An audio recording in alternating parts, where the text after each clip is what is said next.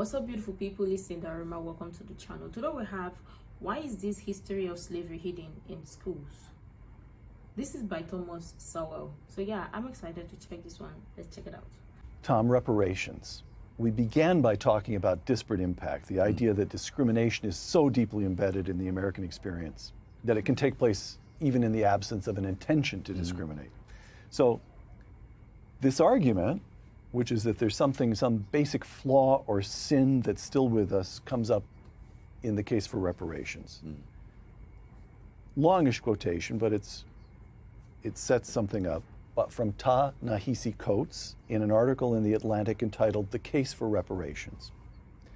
White supremacy is not merely the work of hot-headed demagogues, but a force so fundamental to America that it is difficult to imagine the country without it. And so we must imagine a new country. Reparations is the price we must pay to see ourselves squarely.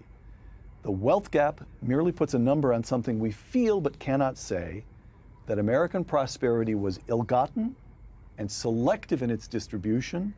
What I'm talking about is more than recompense for past injustices. What I'm talking about is a national reckoning that would lead to spiritual renewal, close quote. And Tom Sowell makes what of that?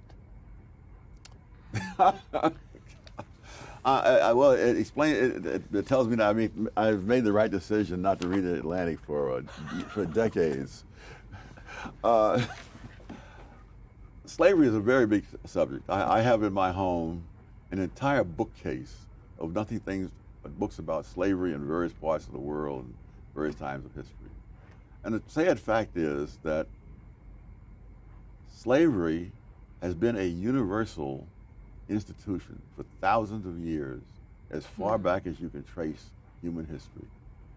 And what we're looking at is if slavery is something that happened to one race of people in one country, when in fact the spread of it was around the world. In 1776, which is when Adam Smith published The Wealth of Nations, as well as when the United States got started, he said that Western Europe is the only place in the world where there is no slavery.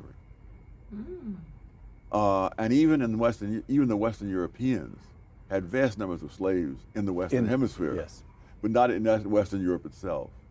And so if you're going to have reparations for slavery, it's going to be the greatest transfer of wealth back and forth, and between and cross-hauling, as they say in the railroads, because the number of whites, for example, who were enslaved in North Africa by the Barbary pirates exceeded the number of Africans enslaved in the United States and in the American colonies before that, put together.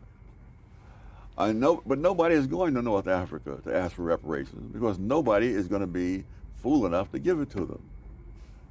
Here we have intellectuals who can imagine a different history from the rest of the world, even though it's so similar to the rest of the world. Wow. This is an eye-opener.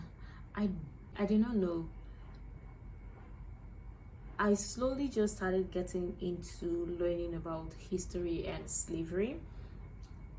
This is interesting. Like, really is interesting to learn about this, to know about it, because a lot was not even told, especially in schools, about slavery. And hearing Thomas say this, I'm like, wow,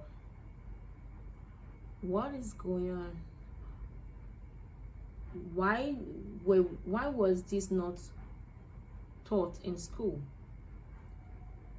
But all the same, I'm glad that I got to learn about this. I got to check about it because I always love Thomas, how he speaks. He's knowledgeable. He has a lot to share, and that is someone I want to listen to and learn from.